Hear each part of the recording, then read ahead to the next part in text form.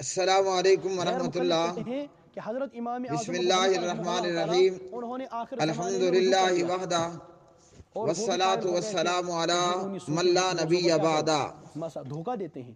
میں نے پیارے محترم بھائی، غیر مقلد دو تین جھوٹ نہ آپ بولے، نے دھوکے نہ دیں، ان کو یہ ویڈیو بھیجی ہے نہیں آتی ہے تو جس میں یہ شخص جوربین پر مسح کرنے کے حوالے سے بات کر رہا ہے۔ جوربین مطلب جرابوں پر مسح کرنا، مبارک میں انہوں نے رجوع کر جرابوں اور موزوں پر مسح کرنے کے حوالے سے حضرت مغیرہ بن شعبہ رضی اللہ تعالی عنہ راوی ہیں، اور وہ روایت کرتے ہیں کہ پیارے نبی جناب حضور نبی کریم حضرت محمد الرسول اللہ صلی اللہ علیہ وسلم نے موزوں پر مسح کیا اور جرابوں پر مسح کیا۔ موزوں پر مسح کرنے کے حوالے سے صحیح بخاری وغیرہ میں روایات، اور جوربین جرابوں پر مسح کرنے کے حوالے سے حضرت مغیرہ بن شعبہ رضی اللہ تعالی عنہ کی روایات سنن ابی داود میں باب المسح علی الجوربین، اور اسی طرح ترمذی میں باب فی المسح علی الجوربین والنعلین، سنن نسائی کے اندر بھی، اگر کہتے بھی ہوں اس کا ترجمہ نہیں کرتے، اور اسی طرح سنن ابن ماجہ میں باب ما جاء فی المسح علی الجوربین والنعلین۔ ابو داود کی روایت دیکھتے ہیں، ابو داود کے اندر حضرت مغیرہ بن شعبہ 159 پر 159 نمبر کی روایت میں فرماتے ہیں ان رسول اللہ صلی اللہ علیہ وسلم توضع ومسح علی الجوربین والنعلین، نبی علیہ السلام نے وضو فرمایا، جرابوں اور جوتوں پر مسح کیا۔ اور اسی طرح حضرت مغیرہ بن شعبہ رضی اللہ تعالی عنہ ہی راوی ہیں ترمذی کے اندر، یہاں بھی وہی روایت موجود ہے۔ اور اسی طرح سنن ابن ماجہ کے اندر حدیث نمبر بنتا ہے 559 559 نمبر کی روایت، اور علامہ البانی رحمہ اللہ ابن ماجہ میں فرماتے ہیں کہ روایت صحیح ہے۔ اور اسی طرح ترمذی کے اندر بھی علامہ البانی رحمہ اللہ فرماتے ہیں روایت صحیح ہے۔ اور تھوڑا بھلا ہو، ابو داود کے اندر بھی مغیرہ بن شعبہ رضی اللہ تعالی عنہ کی روایت کے حوالے سے علامہ ناصر الدین البانی رحمہ اللہ فرماتے ہیں کہ روایت سندن صحیح ہے۔ تو یہ تو ہی احادیث کہ مغیرہ بن شعبہ رضی اللہ تعالی عنہ نے نبی پاک علیہ السلام کا عمل جو دیکھا وہ ہمیں بتا دیا کہ پیارے نبی علیہ السلام نے جرابوں پر مسح فرمایا، اور اسی طرح خفین کے حوالے سے، موزوں کے حوالے سے جناب مغیرہ بن شعبہ رضی اللہ تعالی عنہ کی روایات صحیح بخاری میں۔ اب آتے ہیں ان مقلد صاحب کی طرف جو فرما رہے ہیں کہ جرابوں پر مسح کرنا تب ہے کہ جب وہ جرابیں موٹی ہوں اور ان جرابوں کے اندر 3 شرائط پائی جائیں۔ یہاں حیرت کی بات یہ ہے کہ یہ مقلد مولوی صاحب جو الفاظ استعمال فرما رہے ہیں نا، وہ الفاظ میرے سرچ کرنے پر مجھے حدیث کی کتابوں میں نظر نہیں آئے۔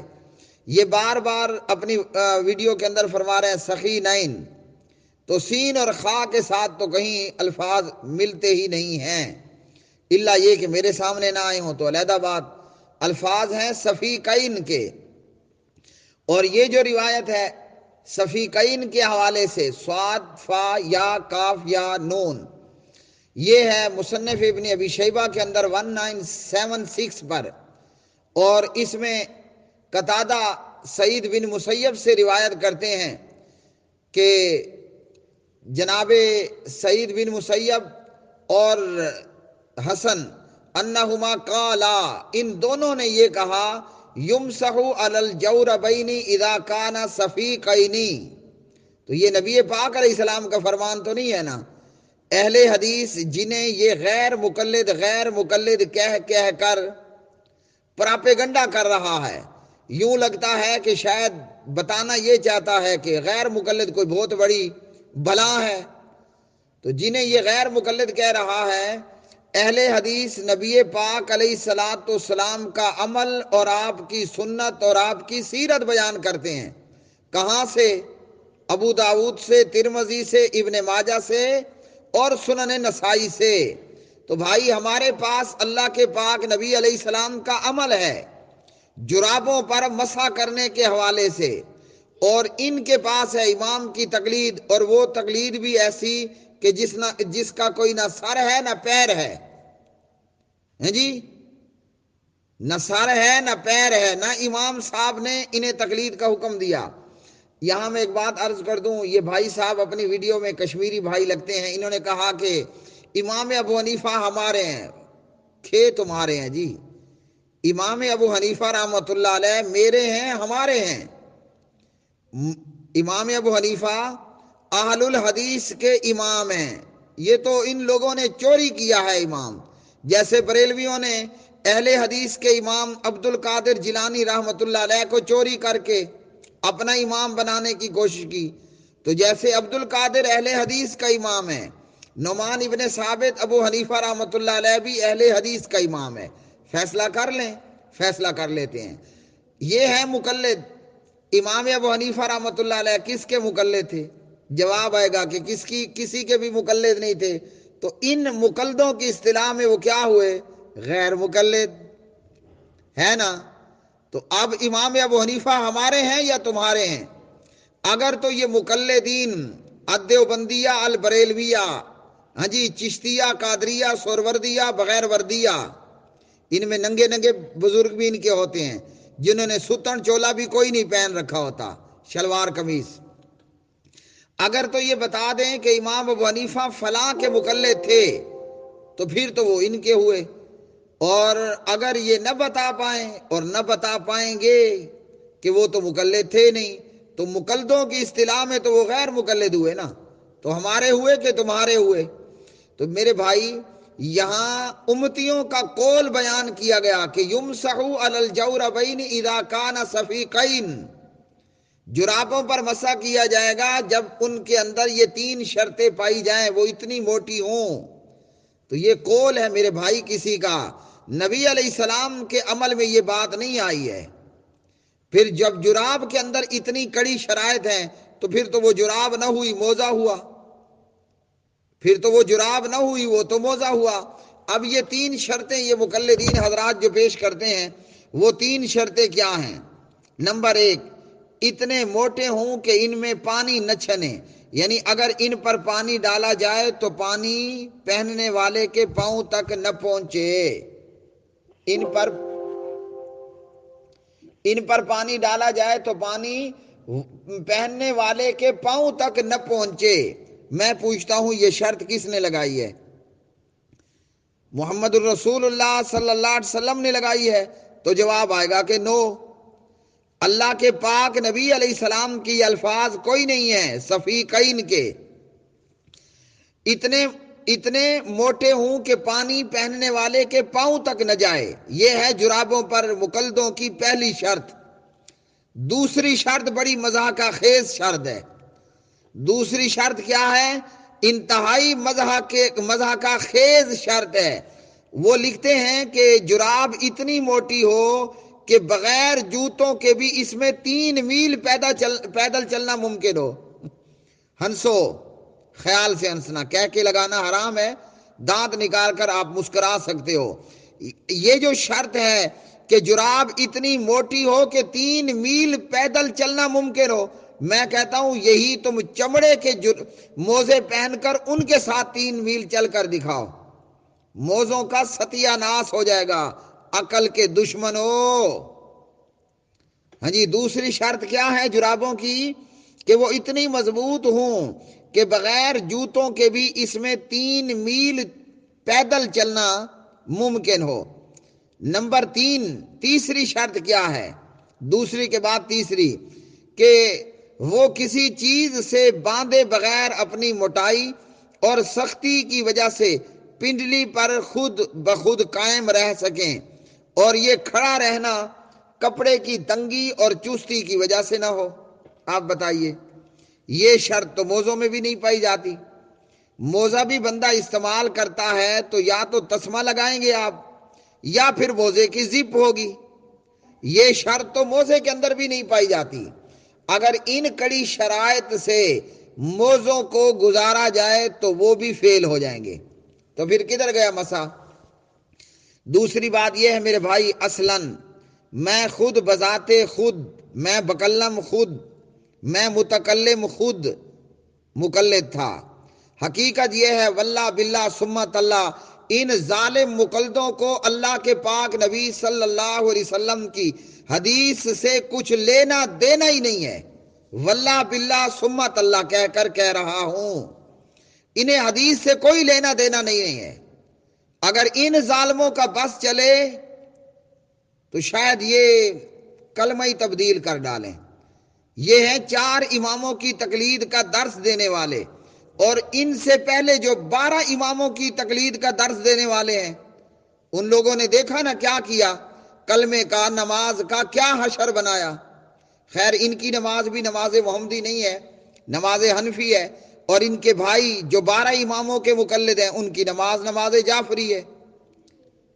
تو بات اصلاً یہ ہے، انہیں اللہ کے پاک نبی علیہ السلام کی حدیث سے کوئی لینا دینا نہیں ہے، کوئی سروکار اللہ کے نبی کی حدیث سے نہیں ہے ان کو.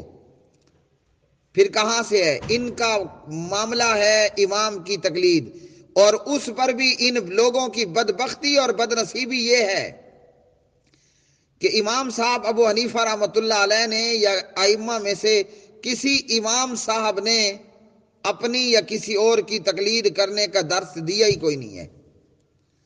اگر انہوں نے تقلید کا درس دیا ہوتا تو یہ قدوری ہے، ہدایہ ہے، اس میں 10، 20، 30، 40، 25 سینکڑوں مسائل کے اندر امام قاضی ابو یوسف اور امام محمد بن حسن اور امام ظفر رحمت اللہ تعالی علیہم اجمعین اپنے استاد محترم حضرت امام ابو حنیفہ رحمت اللہ علیہ سے اختلاف رائے نہ رکھتے. امام صاحب کچھ اور فرما رہے ہوتے ہیں، ہدایہ ہے یا قدوری ہے، اور ان امام صاحب کے شاگرد کچھ اور کہہ رہے ہوتے ہیں. تو امام صاحب کی بات خود اس کے اپنے شاگردوں نے نہیں مانی. اگر تقلید کوئی چیز ہوتی اسلام دین میں تو امام ابو حنیفہ کی تقلید کرنے والے سب سے پہلے امام قاضی ابو یوسف ہوتے، اور امام محمد ہوتے، اور امام ظفر ہوتے رحمت اللہ تعالی علیہ مجمعین. لیکن قدوری اور ہدایہ نے تو تقلید کا بیڑا غرق کر کے رکھ دیا. وہاں تو امام استاد کچھ کہتا ہے، استاد کے شاگرد کچھ کہتے ہیں. تو یہ وہ بد نصیب ہیں، اللہ بھی چھوٹ گیا، پیغمبر کا دامن بھی چھوٹ گیا، اور کل قیامت کے دن ہو بہو یہ معاملہ ہوگا کہ ائمہ اور امام ابو حنیفہ استبرأ الذین اتبعوا من الذین اتبعوا ورأوا العذاب وتقطعت بهم الاسباب. اور یہ مقلد کہہ رہے ہوں گے وقال الذین اتبعوا لو ان لنا کرة فنتبرأ منهم كما تبرأوا منا كذلك يريهم الله اعمالهم حسرات عليهم وما هم بخارجين من النار. یہ ہوگا ان مقلدوں کا حال. ہیں جی، جس امام کی تقلید کی گئی وہ اعلان برات کرے گا، اور جب مقلد دیکھیں گے کہ امام نے ہم سے دامن جھاڑ لیا، یہ کہیں گے ہائے افسوس، ایک بار دنیا مل جائے نا جیسے تم ہم سے بیزار ہوئے ہم بھی تم سے اعلان برات کر دیں گے. لیکن وہاں تو واپسی ہے ہی نہیں. قیامت کی گاڑی میں پیچھے کا ریورس کا گیئر اللہ نے رکھا ہی کوئی نہیں ہے موت کے بعد کا. تو اس لیے میرے بھائی مسئلہ یہ ہے کہ محمد الرسول اللہ صلی اللہ علیہ وسلم نے جرابوں پر مسح فرمایا، اور یہ جو 3 موٹی موٹی شرطیں بتائی گئی یہ پیارے نبی علیہ السلام کی شرط نہیں ہے، اور یہ جو الفاظ تھے یہ محمد الرسول اللہ صلی اللہ علیہ وسلم کے الفاظ نہیں ہیں. ہاں جی، اور پیارے نبی علیہ السلام نے نہ جرابوں پر یہ 3 کڑی شرطیں لگائی ہیں، اور نہ ان 3 شرائط پر مقلد کا موزہ پورا اتر سکتا ہے. آخری بات، چلو ان حضرت کی بات مان لیتے ہیں، جراب ہو موٹی، جراب ہو مضبوط، جراب ہو 3 میل پیدل چل لینے والی، یہ کبھی ایسی موٹی جراب پر انہوں نے مسح کرنے کی توفیق کی ہے؟ ان کو موٹی جراب پر مسح کرنے کی توفیق ہوئی ہے؟ اور کیا سارے اہل حدیثوں نے اتنی پتلی پتلی جرابوں پر مسح کیا ہوتا ہے؟ تو اگر یہ اپنی شرائط کو بھی مان لیں تو ان شرائط پر پہلے تو وہ جراب تلاش کریں، ہیں جی، دنیا میں ایسی جراب تلاش کر کے لاؤ کہ جو جراب بغیر جوتوں کے 3 میل کا سفر کر پائے، اور پھر کشمیر کے پہاڑوں میں وہ تو اب تک ایسی دنیا میں کسی کوئی جراب مارز وجود میں نہیں آئی، اور جب ایسی جراب مارز وجود میں نہیں آئی تو امام صاحب کا رجوع کہاں سے نکلا؟ میرے بھائی یہ تمام باتیں گپے ہیں، یہ تمام باتیں مزاح کا خیز ہیں جی۔ تو ایسی کوئی شرط نبی علیہ السلام نے نہیں لگائی، یہ دین میں اپنی طرف سے سختیاں پیدا کرنا ہے۔ اور ہم سے پہلی امتیں کیوں ہلاک ہو گئیں؟ انہوں نے اپنے آپ پر خود ہی سختیاں بنا بنا کر لاگو کرنا شروع کر دی۔ ہلکا سا سیمپل دے کر بات ختم کرتا ہوں۔ رہبانیت نصارہ نے خود اپنے آپ پر مسلط کی، اور اپنی ہی بنائی گئی رہبانیت کے اوپر وہ پورے نہ اتر پائے۔ یہی معاملہ ان مقلدوں کا ہے۔ انہوں نے اللہ کے دین کے اندر، اسلام دین کے اندر ایسی سختیاں پیدا کر دیں جو محمد الرسول اللہ، محمد عربی صلی اللہ علیہ وسلم کی لائی ہوئی شریعت میں نہیں تھیں۔ اللہ رب الرحمن سے دعا ہے کہ اللہ سبحانہ و تعالی اپنے اکیلے کی عبادت پر ہمیں رکھے اور اسی پر ہماری موت ہو، اور اپنے حبیب اور محبوب کی اتباع اور اطاعت کرنے کی توفیق عطا فرمائے، اور ائمہ دین کی کتاب و سنت کی روشنی میں پیروی کرنے کی توفیق عطا فرمائے۔ ائمہ کی بھی پیروی کرنی ہے مگر کتاب و سنت کے معیار پر رکھ کر، اگر وہ کتاب و سنت کے معیار پر پوری نہیں اترتی فردوہ الی اللہ والرسول، شرط یہ ہے کہ ان کنتم تؤمنون باللہ والیوم الآخر ذالک خیر واحسن تاویلا۔ وآخر دعوانا